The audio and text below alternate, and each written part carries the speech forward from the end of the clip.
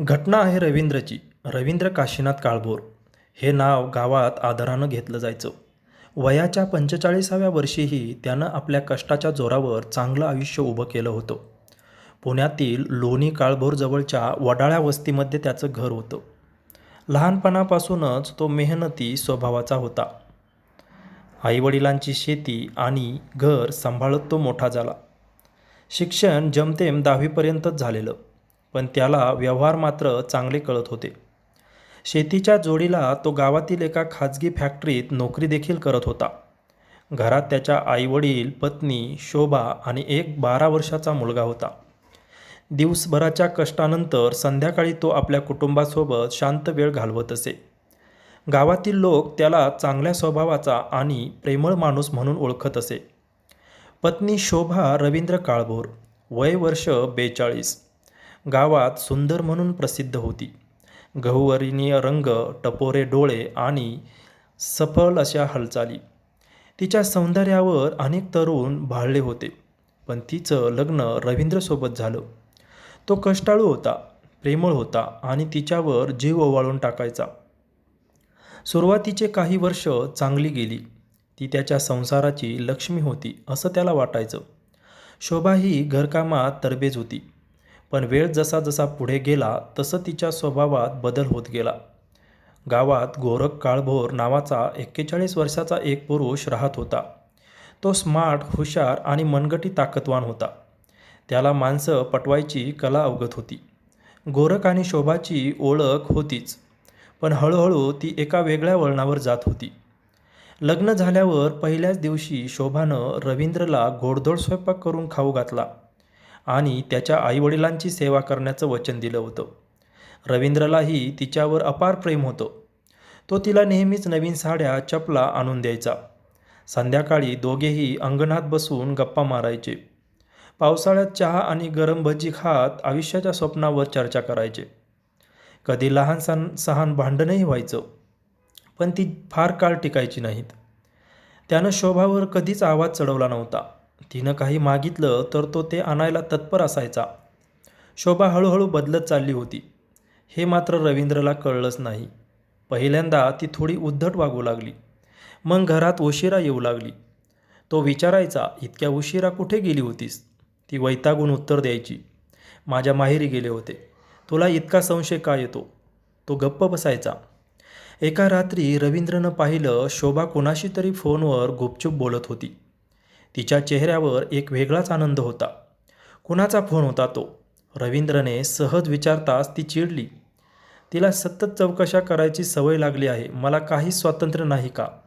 ती आता त्याच्याशी आधीसारखं वागत नव्हती. तिचे डोळे कुठेतरी भटकत होते. शोभा सतत गोरखशी बोलू लागली. आधी गावातील सण समारंभानंतर वैयक्तिक गप्पा आणि शेवटी दैनंदिन भेटी. सुरुवातीला गावकऱ्यांनी फारसं लक्ष दिलं नाही, पण हळूहळू कुजबूज सुरू झाली.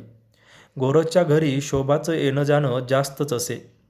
त्या दोघांचं काहीतरी चालू आहे. रवींद्र हा साधा सरळ माणूस होता.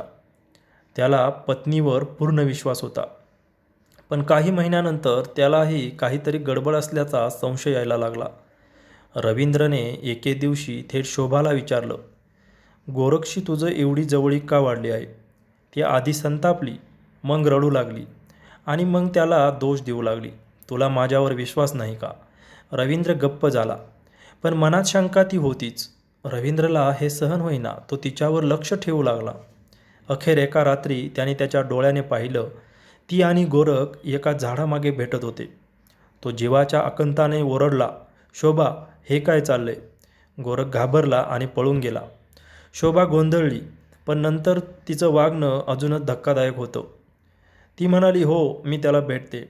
आमचं प्रेम आहे एकमेकांवर. तुझ्यापेक्षा तो मला जास्त समजून घेतो.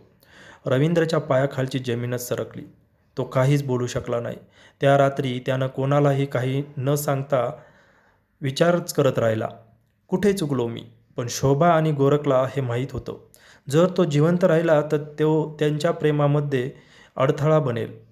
त्याचा श्वास रोखला गेला तरच आपलं प्रेम प्रकरण व्यवस्थित चालेल. हा विश्वासघात सहन करणं रवींद्रला अशक्य होतं. त्या रात्री त्याला झोप लागली नाही. तो सतत विचार करत राहिला. मी काय चुकलो? तिने लगेच गोरखला सांगितलं. हा आपल्यासाठी धोका बनतोय. त्याला नाहीसा करायलाच पाहिजे. गोरख अधिक घाबरला, पण त्यालाही आता शोभाला मिळवायचं होतं.